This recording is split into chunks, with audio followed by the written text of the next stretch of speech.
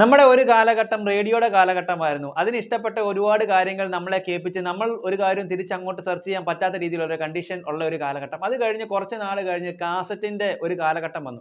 5ഓ 10ഓ പാട്ടുകൾ അല്ലെങ്കിൽ മാക്സിമം ഒരു 12 പാട്ടുകളൊക്കെ കേൾക്കാൻ പറ്റുന്ന രീതിയിൽ നമ്മുടെ സെലക്ഷൻ ആണെങ്കിൽ തന്നെ ഒരുപാട് സെലക്ഷൻ ഒന്നും ചെയ്യാൻ പറ്റാതെ നമുക്ക് ഇഷ്ടപ്പെട്ട കാര്യങ്ങൾ കേൾക്കാൻ പറ്റുന്ന രീതിയിൽ ഉള്ള ഒരു കാലഘട്ടം ഉണ്ടായി. അത് കഴിഞ്ഞ് സിഡിയുടെ ഒരു കാലഘട്ടം വന്നു. അങ്ങനെ വന്നപ്പോൾ 200 പാട്ടുകൾ വരെ നമുക്ക് കേൾക്കാം. അല്ലെ 200 പാട്ട് ഒരു പടം ഒക്കെ സിനിമയൊക്കെ നമുക്ക് മാറ്റിയിട്ട് കാണാൻ പറ്റുന്ന രീതിയിൽ ഒക്കെ നമുക്ക് സിഡി അപ്ഡേറ്റ് ആയി. അത് കഴിഞ്ഞ് ഡിവിഡി എന്ന് പറഞ്ഞൊരു കാലഘട്ടം വന്നു. ഒരു ഡിവിഡിയുടെ ജനറേഷൻ ഉണ്ടായി. അന്ന് നമുക്ക് ആയിരക്കണക്കിന് പാട്ടുകൾ ഒരു ഡിവിഡി ഡിസ്കിനകത്ത് വരുന്ന രീതിയിൽ മാറി കാലഘട്ടം അല്ലേ?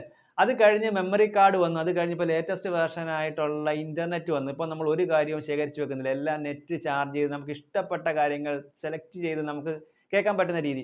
അല്ലെ നമുക്ക് ഇഷ്ടപ്പെട്ട പാട്ടുകളും സിനിമകളോ എന്ത് വേണമെന്നുണ്ടെങ്കിലും നമുക്ക് കാണാൻ പറ്റുന്ന രീതിയിലായിട്ടുണ്ട്. അപ്പം ഒരു കാര്യം നമുക്ക് ചെറിയൊരു കാര്യം ഇഷ്ടമല്ലെന്നുണ്ടെങ്കിൽ അന്നേരം സ്കിപ്പ് ചെയ്ത് അടുത്തതിലോട്ട് പോകാൻ ഈ വേൾഡ് ഓവറിൽ ഏറെ സ്കിപ്പ് ചെയ്ത് നമുക്ക് ഇഷ്ടപ്പെടുന്ന കാര്യങ്ങൾ തെരഞ്ഞു പോകാനുള്ള ഒരു രീതിയിൽ പോയിട്ടുണ്ടായി അല്ലേ?